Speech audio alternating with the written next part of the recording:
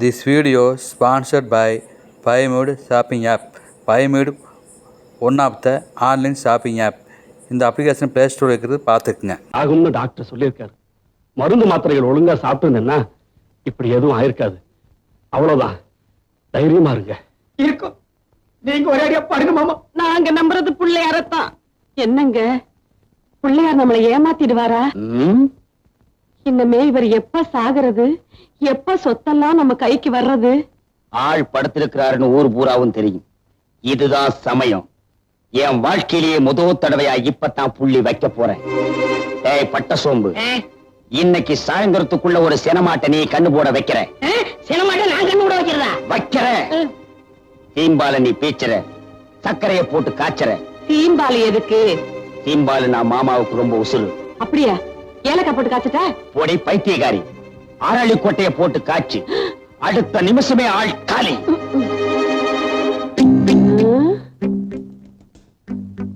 பெரியவருக்கு பிடிச்சது சீம்பாடு, இவங்களுக்கு பிடிச்சது என்னன்னு நம்ம தெரிஞ்சுக்கணுமே. அப்பதான் எதிர்காலத்துல நான் இவங்களுக்கு அரளி கொட்டையை அரைக்க முடியும்.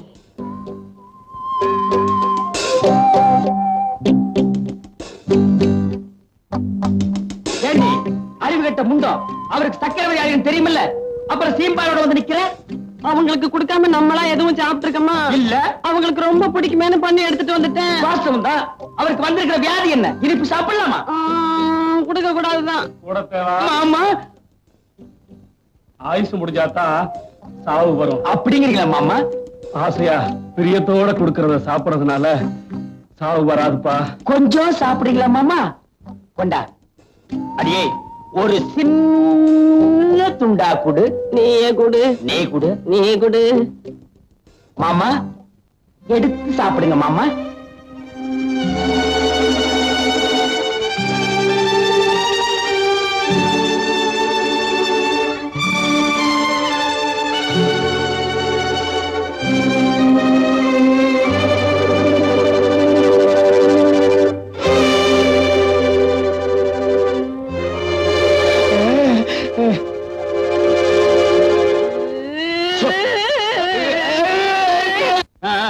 சீக்கிரம் அனுப்பிடு, கான்வென்ட்டுக்கு நேரமாச்சு. மாமா, நானும் ராணி கூட கான்வென்ட் போய் படிக்க போறேன். கான்வென்ட்டுக்கு நீ எதுக்கியா போகணும்? கான்வென்ட்டே உன்னை தேடி வந்திருக்குது. இங்க பாரு, உனக்காகத்தான் வாத்தியார் வந்திருக்காரு. இல்ல, நான் டவுனுக்கு போய் தான் படிப்பேன். சொன்ன கேளியா?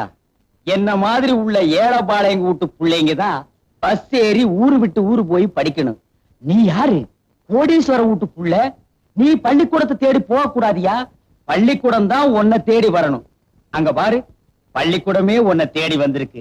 போ, சீக்கிரம் அனுப்பிடு. Ready ready.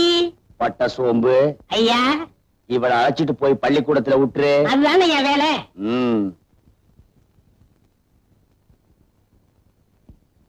பாத்தியார, கொஞ்சம் இப்படி வாங்க. உட்காருப்பா.